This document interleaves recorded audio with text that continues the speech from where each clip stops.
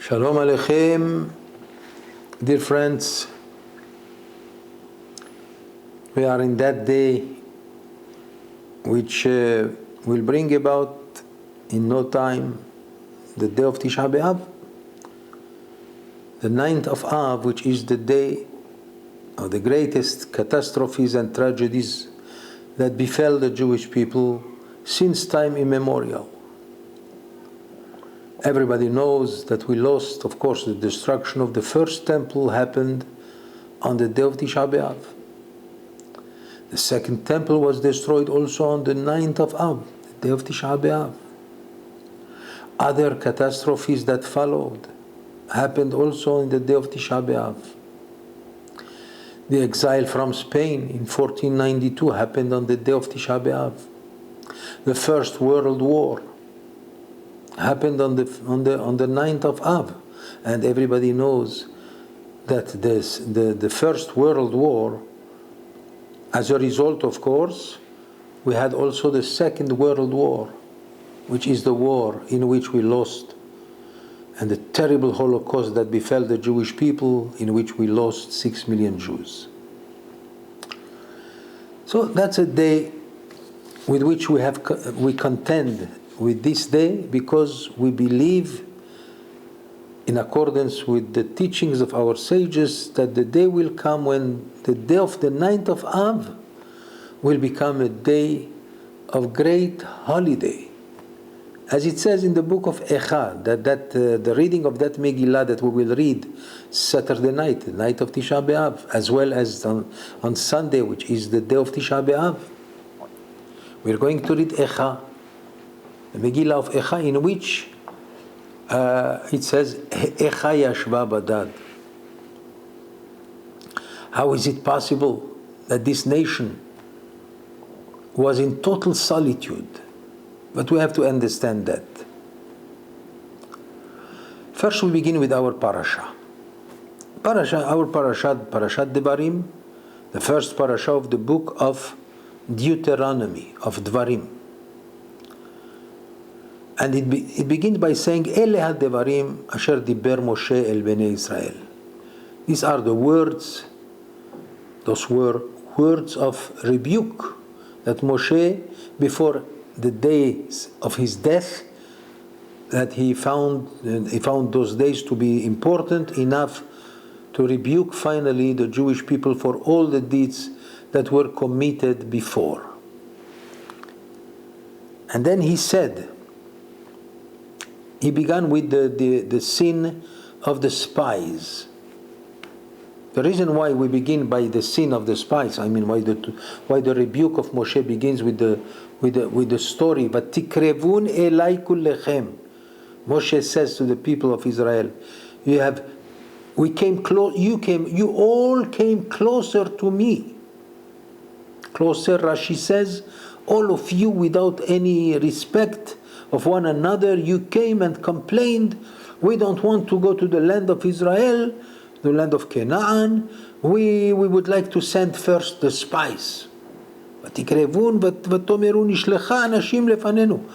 we go to try to conquer the land, we have to first check the good of that land, which is a slap in the face of God, who has promised Abraham, Yitzchak, and Yaakov to give us the land of Canaan, which is the land of Israel, which is our land. That has brought the anger of God upon the Jewish people, and all those people who have sinned that sin remained in the wilderness for 40 years, and only their descendants, their children, their grandchildren, were allowed to enter the land of Israel. And when? Ka'asher tammu, as the Torah says in this parasha, Vayhi ka'asher tammu kol ad-dor, when all that generation perished and not one of them was left, that's when the order came from God to Moses, this is the time to tell Yehoshua to get ready to go into the land of Canaan, into the land of Israel. What does it say about that night? That bitter night in which the spies came back and they spoke ill of the land of Israel, which is the pupil of the eyes of God. The land of Israel is it's cherished by the Almighty God, and therefore this was a terrible sin. So it says in the Talmud in Masechet Ta'anit on page 29, "Vayifku ha'am b'layla ha'u," based on what it says in the Torah, in Parashat Shelach Lecha, that night when they heard the report, the evil report of the spies, all the nation of Israel they were crying. God became angered very much. Amar Rabba Amar Rabbi Yochanan. That night was the night of Tisha B'Av. And God says to them, Amar lahem HaKadosh Baruch Hu, Atem bechitem bechiya shel chinam, ani kovea lachem bechiya ledorot. You have cried, a vain cry, for no reason at all. You shall cry this kind of night for generations, and till the end of the generations, you shall always cry that night, the night of Tisha B'Av. And as the Talmud says, in Masechet Sanhedrin on page 102, "Ait hi mezumenet lepur'aniyut." Since then, Tisha B'Av, the 9th of Av, became a time which is ready for tragedies, for terrible things to happen upon us. And that's what happened. The history of the Jewish people is replete with terrible things that happened on the day of Tisha B'Av, that began on the day of Tisha B'Av. Of course, we have to keep in mind one thing that our sages said. First, it is known that on the day of Tisha B'Av, many Jews do not put tefillin, except in the evening, towards Mincha. But in the morning, we don't put tefillin in Shachrit. Why? Today in Israel, in Yerushalayim and others, they put tefillin. But most of the Jews, Ashkenazi and Sfaradim, they don't put tefillin. Why? Because it's considered, the day of Tisha B'Av is considered like a holiday. As it says in the Megillah of Echa, Kara alai mo'ed. The day of Tisha B'Av is known as mo'ed. Mo'ed means a holiday. And indeed our sages said that this holiday, which is Tisha B'Av, will become a holiday, the longest one, beginning from the 17th of Tammuz up to the 9th of Av, 3 weeks. That's a long holiday. And our sages said that on the day that our temple was destroyed, on the same day the Messiah was born. B'yom zeh nolad HaMashiach. And I explained upon that what we say in that blessing that we begin, the Yotzer. Yotzer or uvorech choshech. God, the one who created the light, and He created also darkness. But it could mean also that from the darkness emanates the light. Indeed, from a day of only catastrophes will come from that day, the day of the greatest light of all, the final light for the Jewish people, who will become the light of the nations. That's the redemption. Let us say a few words regarding the word Echa. The Echa means literally, how is it? How did this happen? Our sages said 3 times the word Echa was mentioned in the Bible, in the Holy Scriptures. The first one was in our parasha, as Moses turns to the Jewish people and he says to them, Echa esa levadi torchachem umasa'achem verivechem. How can I bear by myself you, my people, who are so heavy to carry? How can I bear all the fights that you provoke? The complaints by myself. So he used the word Echa. The second time was used by the prophet Isaiah in chapter 1. Echa esa levadi, he said, Echa hayta lezona. How is it possible that Yerushalayim, the land of Israel, became a zona? What is zona? Usually, literally, a zona is a prostitute. Is that what Isaiah meant solely? There are two ways how to explain the word zona. The word zona, which is known today as a woman who gives herself to everyone. It actually becomes the possession of everyone. Pay and that's it. But it could mean also from the word mazon, food. We all know the story of Rachav, the lady who later on became the wife of Joshua, of Yehoshua bin Nun. Before the conquest began, the conquest of the land of Israel, two people were sent by Moses, so to speak, to check the land. And they were hiding by this woman who hid them in the attic or in the terrace. She covered them so that they will not be discovered by those who were searching for them among the Canaanim.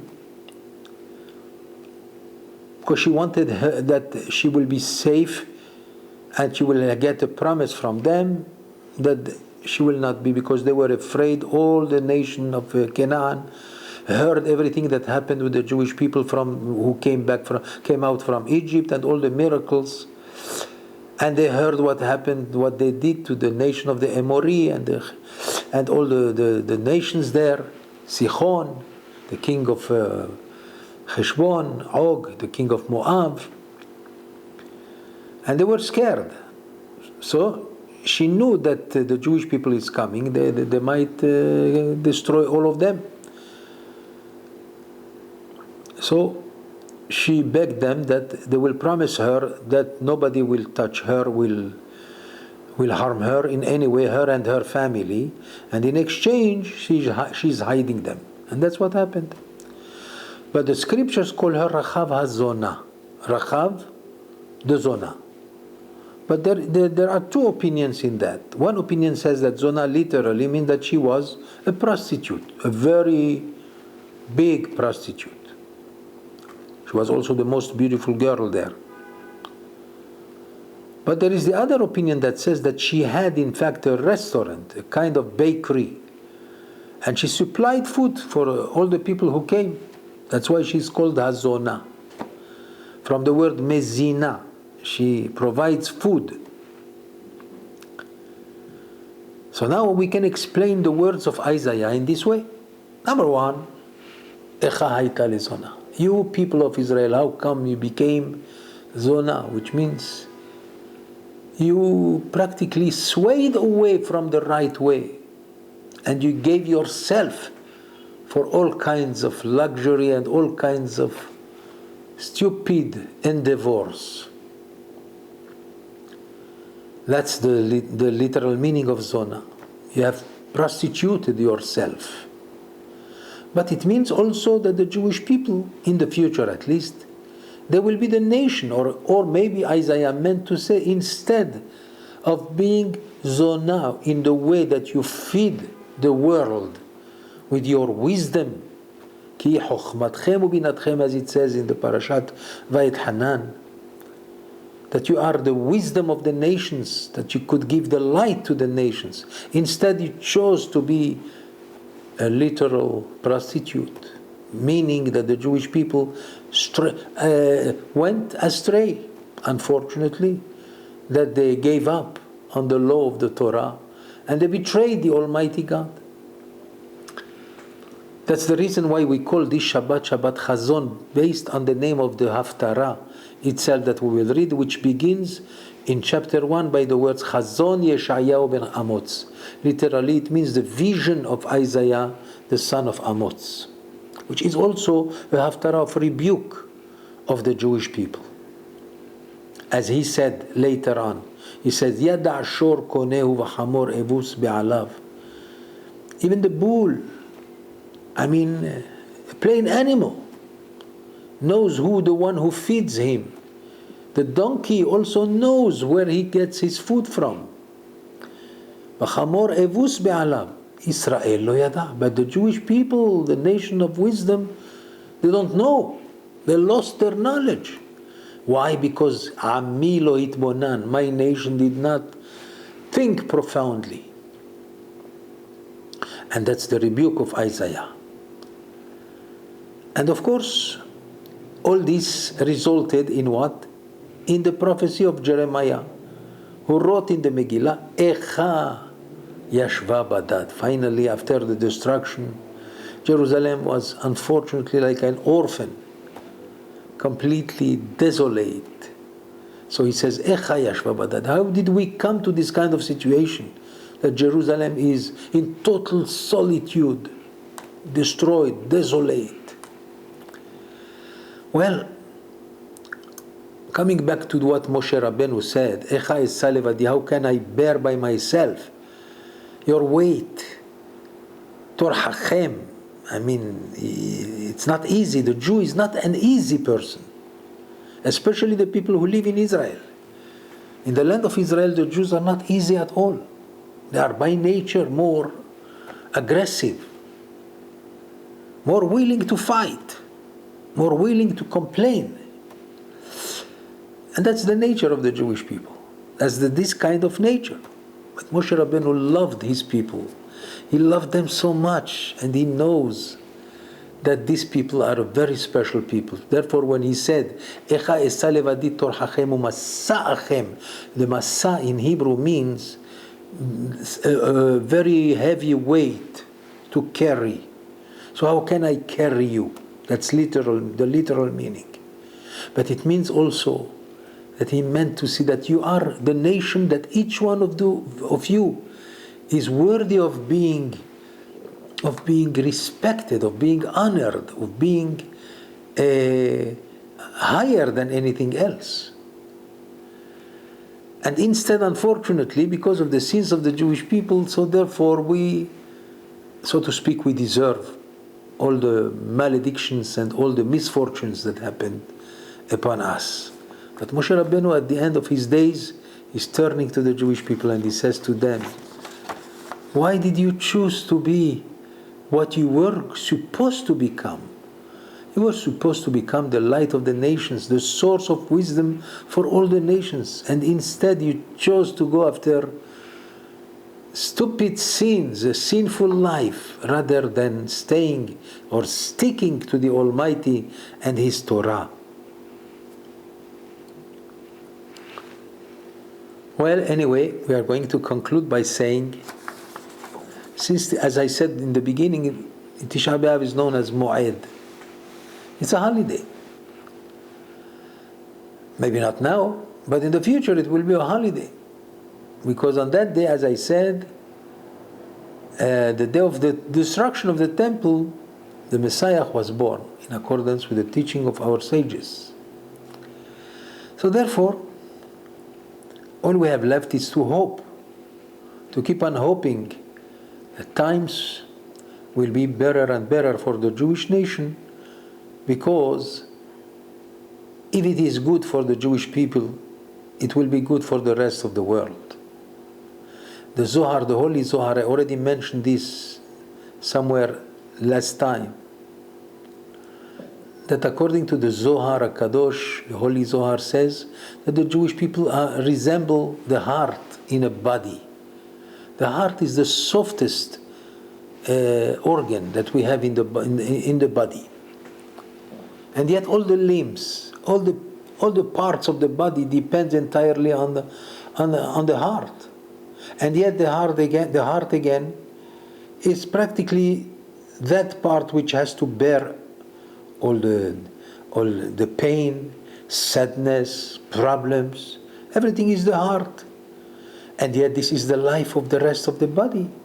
Same thing also with the Jewish people. It's the heart of the nations. Therefore, if that heart will die, the whole world will not exist. But as long as the heart of the world remains alive, there is a chance, there is hope that even the world will become better and will stop with their hatred towards these people of God, and perhaps there will be a mutual understanding at the end when the Mashiach comes, we shall know the truth, the complete truth, and may the redemption will come soon, so that we, in our time, we will see it, you and me and all the people of Israel, and let's say the whole world also. Shabbat Shalom.